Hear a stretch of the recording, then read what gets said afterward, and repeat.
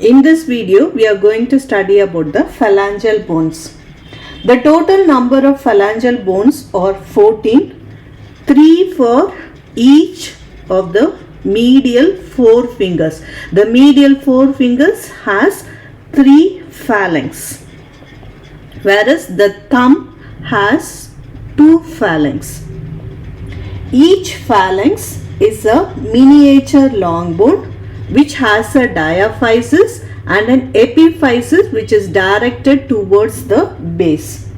So the bones are referred as the proximal phalanx, the middle phalanx and the distal phalanx. So this is the distal phalanx.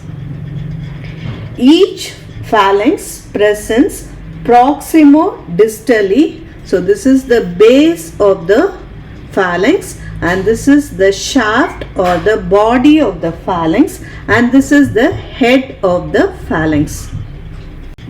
The base of the proximal phalanx is concave and it articulates with the head of the metacarpal bone. So this is the head of the metacarpal bone and this forms the metacarpophalangeal joint. So the joint between the metacarpal bone and the phalanx, metacarpophalangeal joint. So the base of the proximal phalanx articulates with the head of the metacarpal bone to form the metacarpophalangeal joint. The base of the middle phalanx, it articulates with the head of the distal phalanx to form the proximal interphalangeal joint. So this is proximal interphalangeal joint. So between the two phalangeal bone, so it is the proximal interphalangeal joint. The base of the distal phalanx articulates with the head of the middle phalanx to form the distal interphalangeal joint. Distal interphalangeal joint. So this is the metacarpophalangeal joint.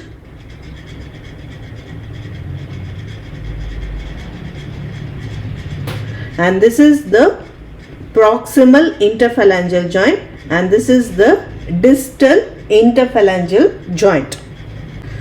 So this is the dorsal surface of the shaft. The dorsal surface of the shaft is smooth and it is transversely convex. Over the proximal and the middle phalanx, it is covered by an expansion which is called as extensor expansion.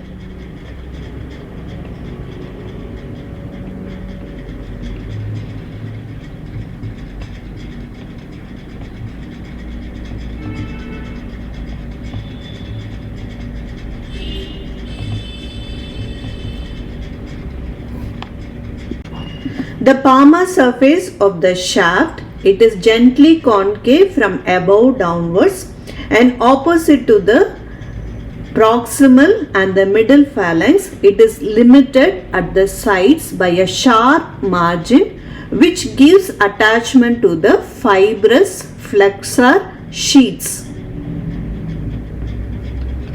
The head of the proximal and the middle phalanges are articular and pulley-like and the head of the distal phalanx, it presents a non-articular horseshoe-shaped tuberosity for the attachment of the pulp of the fingertips.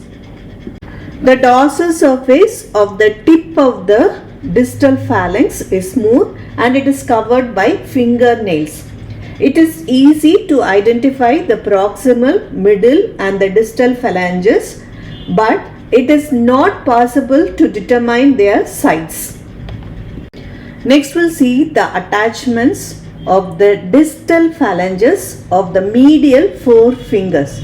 The palmar surface of the base of the distal phalanges of the medial four fingers gives attachment to the insertion of flexor digitorum profundus muscle.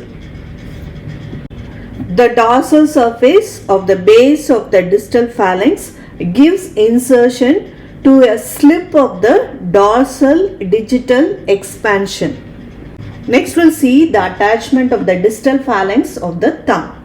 The palmar surface of the base of the distal phalanx of the thumb gives insertion to the flexor pollicis longus muscle. The dorsal surface of the base of the distal phalanx of the thumb, it gives insertion to the extensor pollicis longus muscle. Next we'll see the attachment of the middle phalanx. On the palmar surface, the sides of the middle phalanx gives attachment to the flexor digitorum superficialis muscle. The insertion of flexor digitorum superficialis muscle. The dorsal surface of the base of the middle phalanx of the medial forefingers gives attachment to a slip of the dorsal digital expansion. Next we'll see the attachment of the proximal phalanges. First we'll see the attachment of the proximal phalanx of the thumb on the radial side. So on the radial side, the base gives attachment to the abductor pollicis brevis muscle and flexor pollicis brevis muscle. So the abductor pollicis brevis and the flexor pollicis brevis muscle are inserted on the radial side of the base of the proximal phalanx of the thumb. Next we'll see the attachment on the ulnar side of the base of the proximal phalanx of the thumb. It gives attachment to the adductor pollicis muscle and the first palmar interosseous muscle. Next we'll see the attachment on the dorsal surface of the base of the proximal phalanx of the thumb. The dorsal surface of the base of the proximal phalanx of the thumb, it gives attachment to the extensor pollicis brevis muscle. Next we'll see the attachment of the proximal phalanx of the index finger. So on the radial side, it gives attachment to the first dorsal interosseous muscle. On the ulnar side, it gives attachment to the second palmar interosseous muscle.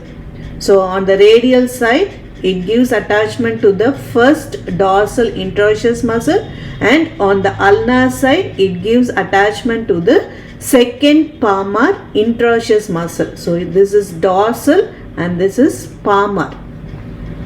Next we'll see the attachment of the proximal phalanx of the middle finger. On the radial side, it gives attachment to the second dorsal interosseous muscle, and on the ulnar side, it gives attachment to the third dorsal interosseous muscle. So the proximal phalanx of the middle finger gives attachment only to the dorsal interosseous muscle. Next we'll see the attachment of the proximal phalanx of the ring finger.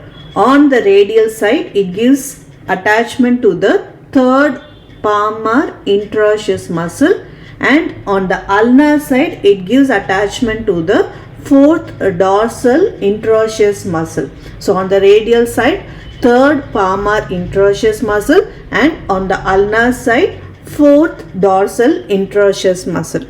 Next we'll see the attachment of the proximal phalanx of the little finger. On the radial side, it gives attachment to the fourth palmar interosseous muscle, and on the ulnar side, it gives attachment to the abductor digiti minimi muscle and flexor digiti minimi muscle.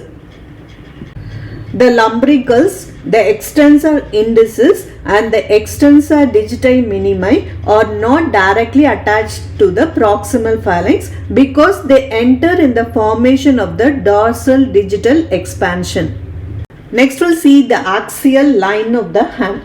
A line drawn through the middle finger, third metacarpal bone and the capitate bone, it represents the axial line of the hand. Therefore, the middle finger is already adducted. Any movement of the finger away from the axial line is called abduction. So this is abduction.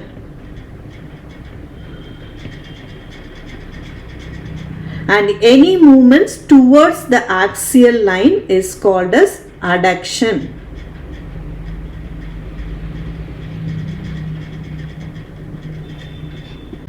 The dorsal interosseous muscle or abductors of the middle three fingers. For the thumb and the little finger, you have separate abductor muscles. The palmar interosseous act as an adductor of the finger, and these muscles are not attached to the third metacarpal and the third digit. For wide range of adduction of the thumb, a separate adductor pollicis is provided.